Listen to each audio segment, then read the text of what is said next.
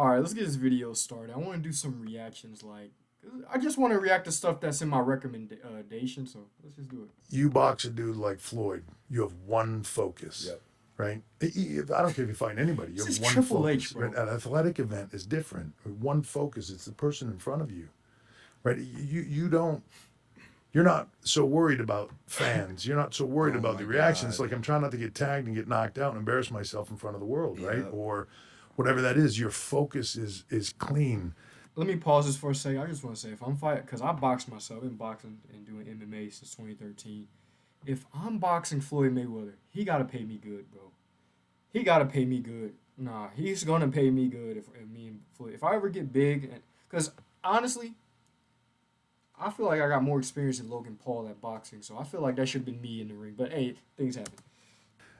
Our job is to make them go crazy. Your focus is on their I reaction. can't believe you're saying this. I just told this to my girl this morning. I'm trying to gauge how I feel going into this new venture. And even like he's been making fun of me. I've just been like quiet this trip and like super reserved, collecting my energy because I have never thought about this much stuff in my life for performance. Yeah. I want to put on a good show. It's not just about the physicality. I gotta be an entertainer, and you told me that I said it to at you, WrestleMania. right? Because I feel like that's the gap that people have, right? Even our talent that have been doing this a long time. It's not the moves, right? It's not the. It's like watching a movie.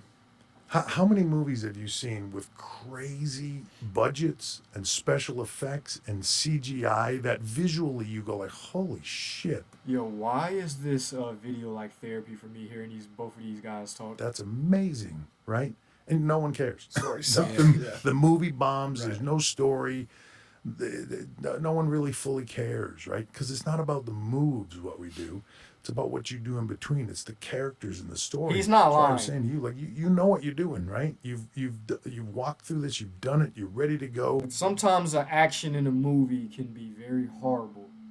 But the story is so amazing. I'm like, bro, the story just catches you in because the movie can have amazing action too. And sometimes I like movies with amazing. I don't know. Would y'all rather have a movie with amazing action and a horrible story, or a better story with more action? I mean, with no action. Well, with horrible action. But yeah, I don't know. You know the moves. You're an athlete. And dude, crazy good athlete that has Thanks. picked this up like that. That's not easy to do. I've only seen it less than a handful of people be able to do what you've done. Thank you. Right? That's amazing, and you should be proud of that. But the truth is, the athleticism, all those other things, I can make a way longer list of terrible athletes that were incredibly over in this business than I can crazy athletes that were the be all end all. Right? People that are fanatics about what we do go like, oh my god, that match was so good. Those guys are so good, right? And everybody else is like, yes, you know. Yeah. Remember the two guys had a good match. I don't remember what their names were, but they were really good. Yeah. Right? Like you want to be memorable, capture their emotions, right? My Yeah. wife uses a quote from Maya Angelou all the time about people don't remember what you say, they don't remember what you do, they remember how you made them feel. Right? Yep. Our business is about feel. If you make them feel, it's the in between things that make them feel. It's the wide world of sports. It's the thrill of victory. It's the agony of defeat. It's Yep. Yo, I like this. It's like I'm learning something, bro. It's like I'm learning something watching this video. Paul explains fighting Floyd Mayweather. those movements where you can't believe that, oh my God, I hit this guy with everything I had. He just kicked out. It's that moment after that. And if guys slow down and let that story register, the level of when you're new at this or you haven't fully grasped that concept yet, you do something, it gets a massive reaction. And you're like, oh my God, that's cool. Right. And now your adrenaline's up and your instinct is to go to the next thing and let's get them while they're hot and do this thing. Sit, wait, let them not know what's next and they will start to rumble, right? The anticipation of like getting to the edge of your seat. You need those moments where you look at your friend next to you as an audience member and go, holy shit, what's going to happen now? I've seen it. Oh my God, I don't know where they're going. This is crazy good, right? Yeah. Like you need those moments. That's where this becomes magic. The rest of it just becomes a movie that you go like, well, that was a really cool movie, and then a day later you've totally forgotten about it, as opposed to something that makes you watch it and then you talk about it for 5 days afterwards. Holy shit, can you believe that? I'm still thinking about that Reigns. movie. We were talking about this with Roman Reigns, and he he sits in the silence and he just lets it simmer and It's magic. brew. Something I know nothing about, but he just everybody in the audience just sat there waiting, biting What on do you mean by that? what he was going to say next. And I wanted to ask you, how long did it take for you to go from getting out there, handling the core tenets, the physicality, the main parts of the performance, before you started to layer in those minute details that really drilled home to the viewers? Because that's when I'm waiting for like him to reach that point where he starts to own the core tenets of the performance and starts to layer in his real personality. So it takes time, and everybody's different. I think for me, I was lucky in my generation coming in, right? So I come into, in 95, I come into WWE, and I've got Bret Hart, Shawn Michaels, 1-2-3 Kid, who was like a measuring stick here in some manner, right? I'm working with Razor Ramon every night. I'm working with Diesel. I'm like, all these people, all these guys that have incredible experience at being storytellers, not being, you know, just doing the movements and all that stuff, right?